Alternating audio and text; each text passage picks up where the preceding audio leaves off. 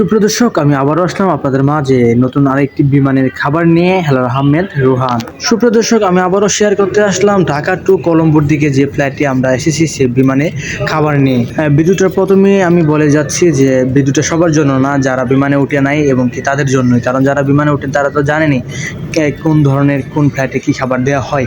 তো তাদের জন্যই যারা বিমানে ওঠে না এবং কি বিমানের খাবার সম্পর্কে কোনো ধারণা নাই, যারা নতুন বিদেশে আসবেন তারা একটু আমার ভিডিওর কথাগুলো একটু মনোযোগ দিয়ে শুনবেন। কারণ সবাই জানেন যে বিমানে খাবার দিয়ে যদি টিকিটে লেখা থাকে, অনেক টিকিটে কিন্তু বিমানে খাবার দেওয়ার লেখাটা থাকে না, তার জন্য কিন্তু বিমানে খাবার থাকে না।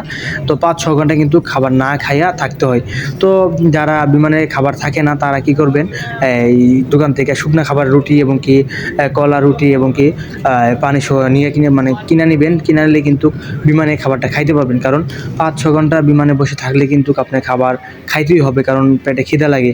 তো যারা টিকিট রেখে বিমানে খাবার আছে কি নাই এটা অবশ্যই যাচাই করে উঠবেন। তো ভিডিওটা দেওয়ার উদ্দেশ্য হলো যে সচেতন হওয়া, কারণ অনেক যাত্রীরা কিন্তু প্রতারণায় শিকার হয়। কারণ বিমানে টিকিট কেটে দেয়, বিমানের টিকিট কাটার পরে কিন্তু খাবার দাবার পায় না, পরে কিন্তু অনেক ভোগান্তিতে ভুগতে হয় যাত্রীরা। তো এখানে শেষ করলাম, খুদা হাফেজ।